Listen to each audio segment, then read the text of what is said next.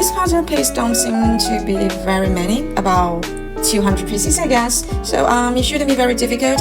I'll see if I can finish it in 3 hours.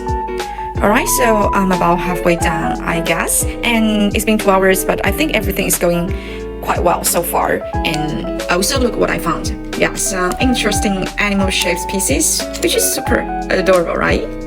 Yeah, okay, I'm just gonna keep going.